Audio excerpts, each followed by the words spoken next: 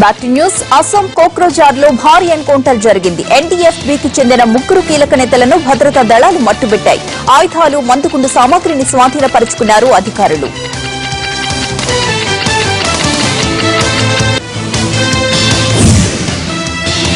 టర్కీలో పరిస్థితులు చక్కబడుతున్నాయి. అయితే సైనిక తిరుగుబాటుకు సంబంధించి 34 మంది జర్నలిస్ట్స్ ను అదుపులోకి తీసుకున్నారు అధికారులు. అరెస్టైన వాళ్లలో అత్యున్నత హోదాలో ఉన్న ఆర్మీ కమాండర్లతో పాటు ఎయిర్ ఫోర్స్ అధికారులు కూడా ఉన్నారు. అలాగే మిలిటరీ హెలికాప్టర్ లో గ్రీస్ కు పారిపోయిన 8 మందిని తమకు అప్పగించాలని డిమాండ్ చేసింది టర్కీ. మరోవైపు సైనిక తిరుగుబాటులో తమ పాత్ర లేదని స్పష్టం చేసింది అమెరికా.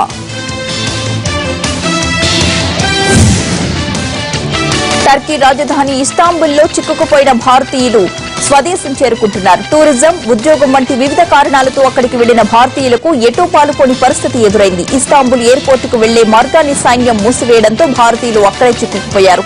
అయితే సైనిక తిరుగుబాటు విఫలమయ్యాక నడుస్తున్న 1-2 విమానాల్లో అక్కడి నుంచి బయటపడుతున్నారు జనం.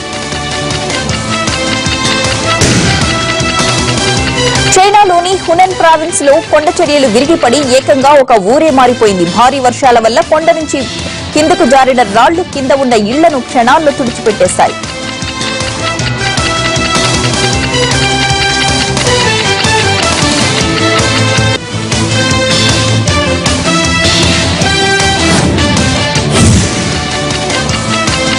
ఇకపై ట్రాన్స్జెండర్స్ ను ఇంగ్లీష్ అక్షరం జీతో గుర్తించాలని తమ టీచర్లకు సూచించింది బ్రిటన్. అమ్మాయి అయితే ఫీమేల్ అనే పదంలో మొదటి అక్షరం ఎఫ్, అబ్బాయి అయితే మేల్ లో మొదటి అక్షరం ఎం రాస్తున్నారు.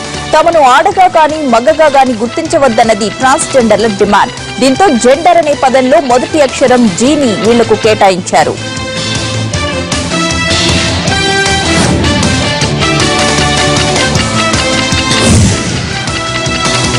అమెరికా లూసియానా స్టేట్ లోని బాటన్ రోగ్ లో కాల్పులు జరిపిన వ్యక్తిని పోలీసులు కాల్చి చంపినట్లు తెలిసింది. అయితే అతను నల్ల జాతీయుడా లేక తెల్ల జాతీయుడా అనే విషయం ఇంకా స్పష్టం కాలేదు. అలాగే మరో 2 దుండగుల కోసం పోలీసులు గాలిస్తున్నారు. బాటన్ రోగ్ లో జరిగిన కాల్పుల్లో 3 పోలీసు అధికారులు చనిపోయారు. పలువురికి తీవ్రంగా గాయాలయ్యాయి. అమెరికాలో కాల్పుల ఘటనల్లో ఈ ఏడాది 29 మంది పోలీసులు చనిపోయారు.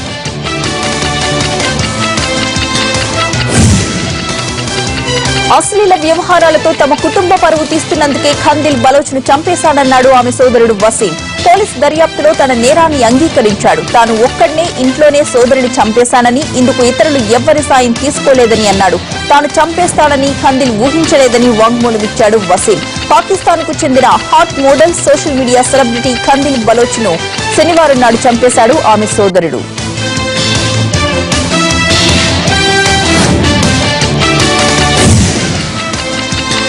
బెంగళూరులో అరుదైన నాణాల ప్రదర్శన జరిగింది. ఈస్ట్ ఇండియా పాలనలో చెలామణిలో ఉన్న రామ్ ఠంకా నాణాలతో పాటు టిప్పు సుల్తాన్ కాలం నాటి నాణాలు కూడా ప్రదర్శిస్తున్నారు.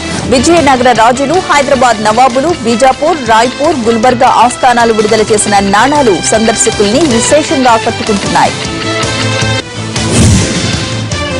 డేవిస్ కప్ లో 4 ఏళ్ల తర్వాత సింగిల్స్ మ్యాచ్ ఆడిన భారత ఆటగాడు రోహన్ బోపన్న తన ఆట తీరుతో ఆకట్టుకున్నాడు.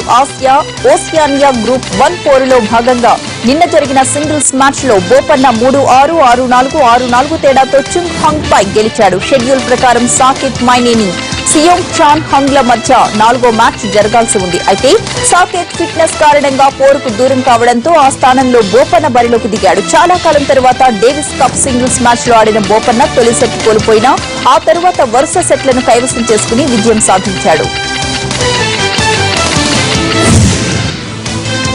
లింబో స్కేటింగ్ లో 6 ఏళ్ల చిచ్చర పిడుగు సరికొత్త గిన్నిస్ వరల్డ్ రికార్డు సృష్టించాడు. బెంగళూరుకు చెందిన ఓం స్వరుణ్ గౌడ 35 వాహనాల కింది నుంచి 65 మీటర్ల దూరం జారుకుంటూ వెళ్లాడు. కేవలం 28 సెంటీమీటర్ల ఎత్తులో ఉన్న వాహనాల చాసెస్ ను తాకకుండా ఈ చివరి నుంచి ఆ చివరకు చేరుకున్నాడు. ఇటువంటి ఫీట్ కు సంబంధించి పాత రికార్డు 48 మీటర్లు కాగా ఓం స్వరూప్ మరో 15 మీటర్లు ఎక్కువ చేశాడు.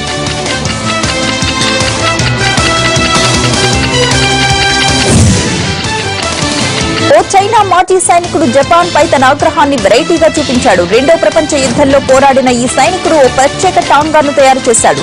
జపాన్ సైనికుడి దుస్తుల్లో ఉన్న ఓ రోబో లాగుతుండడం ఆ టాంగా ప్రత్యేకత. దీన్ని జపాన్ దెయ్యం రిక్షా అని స్థానికులు పిలుస్తున్నారు.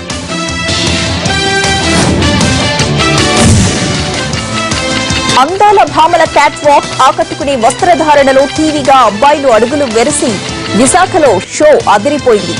రౌండ్ కి మధ్య కల్చర్ ఈవెంట్స్ అదరహో అనిపించాయి. మొత్తంగా Mister and Miss Perfect AP 2016 finals కేకపెట్టించాయి.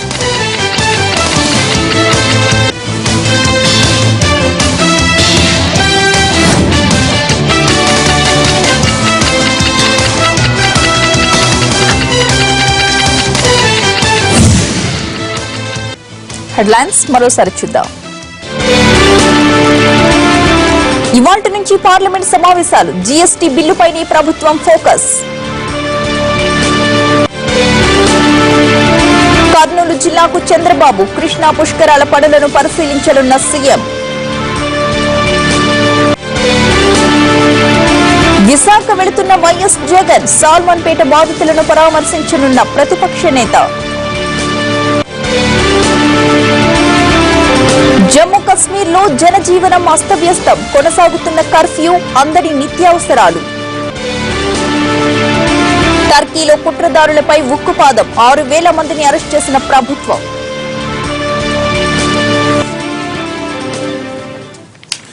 ఇవి 30/60 అప్డేట్స్. నెక్స్ట్ లైవ్ షో ప్రసారమవుతుంది. State show.